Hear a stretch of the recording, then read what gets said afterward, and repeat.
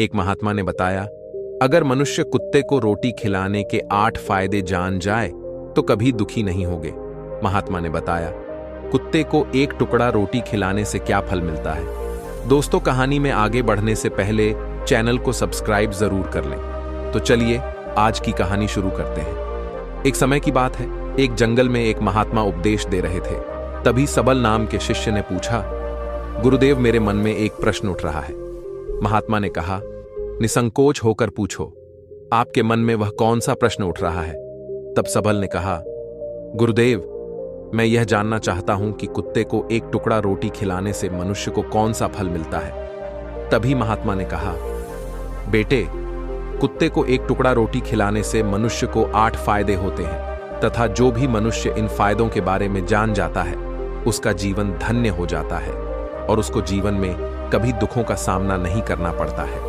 जो भी मनुष्य पृथ्वी लोक पर कुत्ते को एक टुकड़ा रोटी खिलाता है उसे 8 फायदे होते हैं और वह जीवन भर सुखी रहता है और उसे मृत्यु के बाद मोक्ष की प्राप्ति होती है।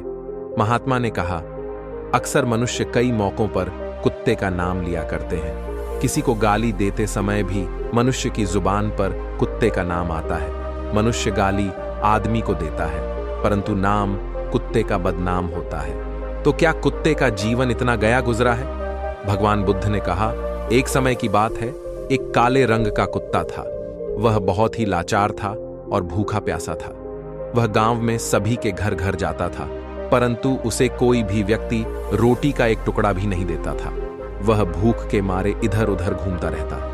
एक दिन वह गांव के बाहर नदी के किनारे एक आश्रय के आश्रम पर पहुंच गया और आश्रय से कहने लगा, हे मुनिवर, मुझे लगता है आप बहुत ही विद्वान तथा ज्ञानी हैं, इसीलिए मैं भूखा प्यासा आपके पास आया हूं। कृपा करके आप मुझे एक टुकड़ा रोटी का दे दीजिए जिसे मैं खाकर अपनी भूख को शांत कर लूं। तभी वह अर्ष्य कहता है, हे स्वान, क्या तुम्हें गांव में एक टुकड़ा रोटी का किसी ने नहीं दिया जिसे तुम खाकर अपनी भूख मिटा सको। महात्मा ने कहा, बनते वह कुत्ता अर्ष्य से कहता है, हे मुनिवर, मैं आपको क्या बताऊं, आप मेरी बातों पर विश्वास नहीं करोगे। तभी वह अर्ष्य कहता, हे स्वान, तो बताओ, तुम्हारी बातों पर मैं विश्वास अवश्य करूंगा, मुझे तुम बहुत ही लाचार दिखाई पड़ते हो। तभी वह कुत्ता कहता है, ठीक है मुनिवर, मैं तुम्हें अपनी भीति बताता हूं। महात्मा ने कहा। कुत्ता आर्ष्य से कहता है, हे मुनिवर, दुनिया के लोगों, हम पर रहम करो। हमारा कोई घर नहीं होता है, कोई आसरा नहीं होता है, कमा कर खाना हमें नहीं आता है, हमें वस्त्र भी पहनने का ज्ञान नहीं है, इसलिए सर्दी गर्मी और बरसात में हम ऐसे ही घूमते रहते हैं, हमें पढ़ना लिखना भी नहीं आता। वह कुत्ता कहता, मुनिवर, आपकी तरह हमें अनुशासन नहीं आता, हमें आपकी तरह बोलना नहीं आता, यह हमारा दुर्भाग्य ही समझिए, परंतु हमें आपकी तरह भूख भी लगती है, चोट लगने पर हमें आपकी तरह पीड़ा भी होती है, हमें आपकी तरह रोना भी आता है। बस इन्हीं 3 कामों में हम आपकी बराबरी करते हैं, इसलिए हम पर दया दिखाइए, हमें और कष्ट मत दीजिए। ईश्वर ने तो हमें वैसे भी कष्ट देकर ही भेजा है, ऊपर से आप लोग हमें परेशान करते हैं। हम आपकी तरह मनुष्य नहीं हैं, हम पराधीन जीव हैं। जब हमारा जन्म हुआ उस समय हमारे आंख कान बंद थे, कह नहीं सकते कि उस समय आपके जन्म पर जैसे नाच गाना होता है, बाजे बजते हैं, खुशी मनाई जाती है। हमारे जन्म पर भी यह सब हुआ होगा। हमारे जन्म पर किसने खुशी मनाई होगी? हम जिस बिछौना पर थे वह रुई का नरम तो था, सर्दी बिल्कुल नहीं लगती थी। मैं मन में सोच रहा था कि किसी बड़े घर में पैदा हुआ हूं, लेकिन जब हमारी आंख खुली तो मैंने देखा कि हमारी माँ, जिसे आप लोग कुतिया बोलते हो, वह अपने 5 बच्चों को छाती से चिपकाकर एक राह के ढेर में पड़ी थी। हम 5 भाई थे, बाकी 4 भाई तो लाल और भूरे रंग के थे। मैं अकेला ही काले रंग का था, सबसे छोटा मैं ही था, इसलिए कमजोर था। मेरी माँ हम लोगों के पास कम ही आती थी क्योंकि उसे भी अपने भोजन की व्यवस्था करनी पड़ती थी। यदि वह ना खाती तो हमें दूध कहां से पिलाती। उस एक माँ पर हम 5 भाई निर्भर थे। वह बेचारी अपने भोजन के लिए इधर उधर दौड़ती रहती थी। कभी भोजन मिल भी जाता था, कभी नहीं भी मिलता था, लेकिन वह हमेशा हम 5 का बड़ा ख्याल रखती थी। आखिर वह हमारी माँ थी। वह रात भर जागकर गांव की रखवाली करती थी।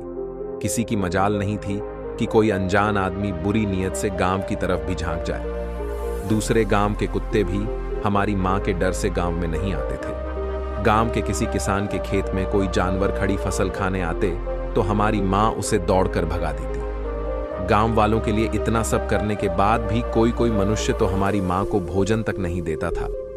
भोजन के लिए हमारी माँ को मजबूर होकर छीना झपटी करनी पड़ती थी। कई बार तो लोग उसे लाठी डंडों से पीट पीट कर भगा देते थे। बेचारी उस दिन भूखी प्यासी रहकर पेट की आग से जलती रहती थी। महात्मा ने कहा, वह कुत्ता कहता है, हे मुनिवर, आखिर भूख तो हमें आपकी ही तरह लगती है।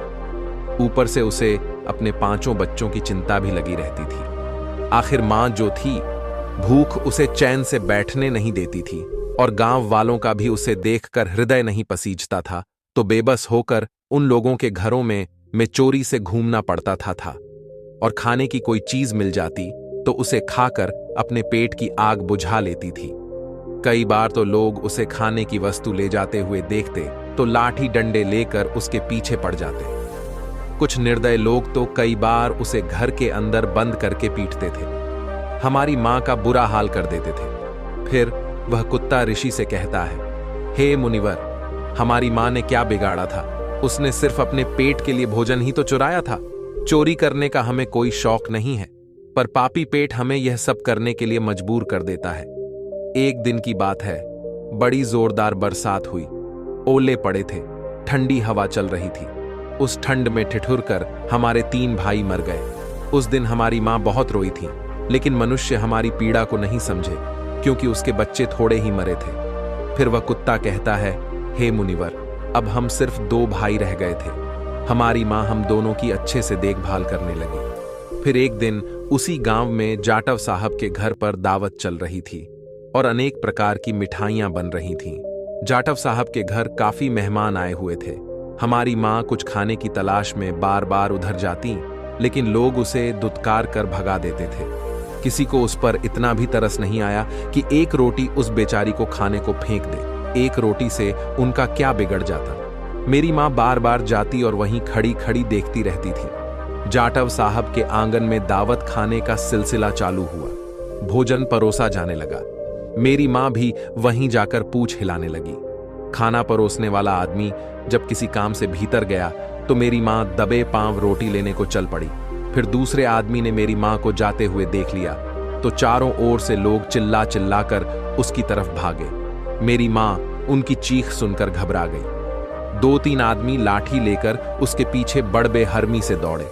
मेरी मां वहां से घबराकर भागने लगी, परंतु उसे वहां से निकलने का कोई रास्ता नहीं मिला, क्योंकि सामने से लोग लाठी डंडे लेकर आ रहे थे।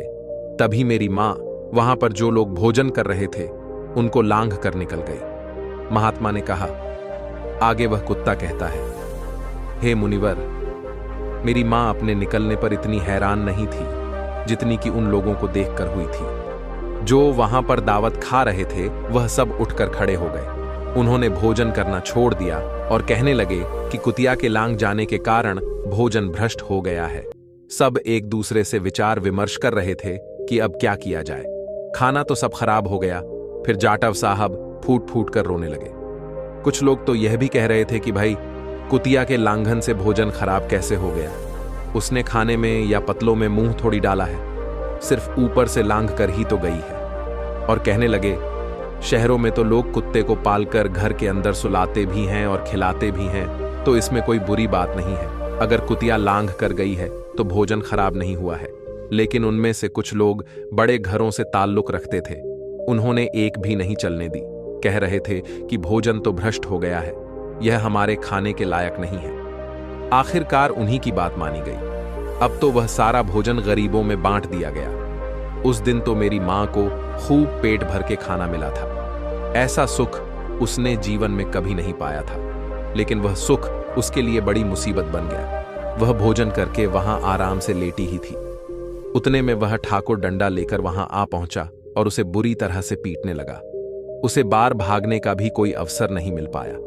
डंडों की चोट से वह बुरी तरह से चिल्लाने लगी। मां का विलाप सुनकर पत्थर भी पसीज जाता है, पर उस निर्दय को उस पर जरा भी रहम नहीं आया।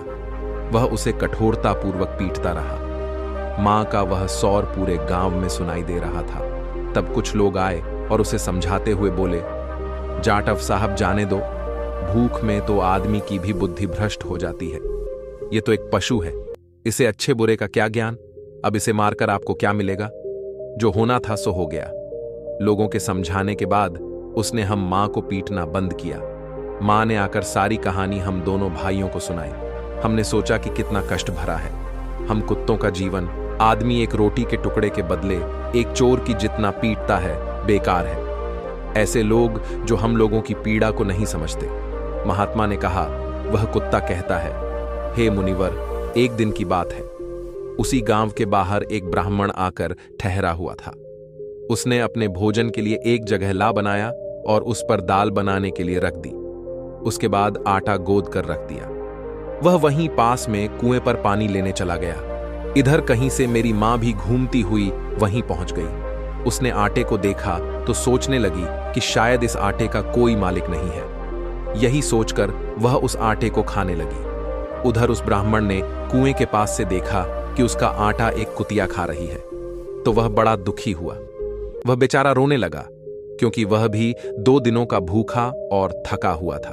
कुछ लोगों ने उसे कहा, अरे ब्राह्मण देवता, इस कुतिया ने तुम्हारा भी आटा बिगाड़ दिया। कल तो इसने जाटव साहब की पूरी रसोई बिगाड़ कर रख दी। ब्राह्मण दुखी होता हुआ बोला, भाई मुझे क्या मालूम था, यह दुष्ट कुतिया मेरे आटे को खाने के लिए घात लगाए बैठी है। ब्राह्मण ने ना आव देखा न ताव लाठी लेकर उस कुतिया के ऊपर टूट पड़ा। मां उस आटे को ठीक से खा भी नहीं पाई थी, पर उससे ज्यादा की उस पर लाठी बरस गई। महीनों तक मेरी मां लड़खड़ाते हुई घूमती रही। तब उस दिन समझ में आया कि आदमी कितना खुदगर्ज है। हम उसका कोई भी कार्य करते हैं तो भी वह हमें नहीं समझता। आगे वह कुत्ता कहता, हे मुनिवर, हमारी कमी यह है कि हम उन्हीं मतलबी इंसानों के अधीन रहना चाहते हैं जो हमें कष्ट देता है, जो हमें प्यार से खिलाता है। हम उसके कितने काम आते हैं या नहीं पता, उनके घर की रखवाली तो करते ही हैं। साथ ही साथ और भी बहुत सारे लाभ हैं जिन्हें मनुष्य नहीं जानता। महात्मा ने कहा, यदि मनुष्य कुत्ते को रोटी खिलाने के फायदे जान जाए तो अपने जीवन में होने वाले नुकसान से बच सकता है। आज मैं आपको बताऊंगा कुत्ते को रोटी खिलाने के 8 फायदे।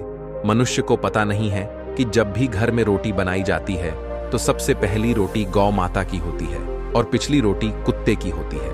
महात्मा ने कहा, ऐसा ही विधान भगवान ने बनाया था, लेकिन भगवान के बनाए उस विधान को भूलकर मनुष्य अगली और पिछली रोटी स्वयं ही खा जाता है। इसका दुष्प्रभाव उसके जीवन पर पड़ता है। कुत्ता वह प्राणी है जिसको रोटी खिलाने से मनुष्य के जीवन में पड़ने वाले ग्रहों के दोष भी दूर हो जाते हैं। महात्मा ने कहा, कुत्ते को रोटी खिलाने का पहला फायदा, कुत्ते को रोटी खिलाने से शनि का नकारात्मक प्रभाव कम हो जाता है। शनि ग्रह जब अपनी कुदृष्टि डालता है तो हर मनुष्य बर्बाद हो जाता है। जिस व्यक्ति पर उनकी महादशा का आरंभ हो जाता है तो बने बनाए काम अपने आप बिगड़ने लगते हैं और वह मनुष्य आर्थिक तंगी का शिकार हो जाता है। उस स्थिति में व्यक्ति यदि कुत्ते को रोटी खिलाता है तो उस पर शनि का दुष्प्रभाव बहुत ही कम हो जाता है। कुत्ते को रोटी खिलाने का दूसरा फायदा, कुत्ते को रोटी खिलाने से भाग्य आपके पक्ष में हो जाता है। आपके घर के अंदर नकारात्मक शक्ति नष्ट हो जाती है। कुत्ते को रोटी खिलाने का तीसरा फायदा, कुत्ते को रोटी खिलाने से माता लक्ष्मी प्रसन्न हो जाती है और आपके घर में धन दौलत की कभी कमी नहीं रहती है। कुत्ते को रोटी खिलाने का चौथा फायदा, कुत्ते को रोटी खिलाने से आपके ऊपर कर्ज नहीं चढ़ता और जो पैसे आप कर्जदार हैं उससे भी मुक्ति मिल जाती है। कुत्ते को रोटी खिलाने का पांचवा फायदा, कुत्ते को सुबह शाम भोजन देने से आपका व्यापार बहुत अच्छे से चलता है। कुत्ते को रोटी खिलाने का छठा फायदा, कुत्ते को रोटी देने से आपकी आयु में वृद्धि होती है और अटका हुआ धन वापस मिल जाता है। कुत्ते को रोटी खिलाने का सातवां फायदा, कुत्ते को रोटी देने से हमेशा आपका स्वास्थ्य अच्छा बना रहता है और मानसिक रूप से आप मजबूत रहते हैं। आपका मन हमेशा ऊर्जावान रहता है। अच्छे विचार आपके मन के अंदर आते हैं। कुत्ते को रोटी खिलाने का आठवां फायदा, कुत्ते को रोटी खिलाने से भगवान प्रसन्न रहते हैं, क्योंकि भगवान को समस्त जीवों की चिंता रहती है और जो समस्त जीवों पर दया दिखाता है भगवान भी उस मनुष्य से हमेशा प्रसन्न रहते हैं। भगवान की कृपा सदैव उस परिवार पर बनी रहती है। आपने अपने बुजुर्गों से सुना होगा कहते हैं कि जब कुत्ता रोता है तो अब सुगुन होता है, कोई संकट आता है, किसी की मृत्यु होती है। इसलिए कुत्ते को कभी रुलाना नहीं चाहिए। इस प्रकार से महात्मा ने सबल को कुत्ते को रोटी खिलाने के 8 फायदे बताए, और जो भी मनुष्य कुत्ते को रोटी खिलाता है तो उसे इन 8 फायदों का फल प्राप्त होता है। वीडियो अगर पसंद आया हो तो वीडियो को लाइक और हमारे चैनल बुद्धा वर्ल्ड को सब्सक्राइब करें और अपने दोस्तों के साथ कहानी को शेयर करें। धन्यवाद। नमो बुद्धाय।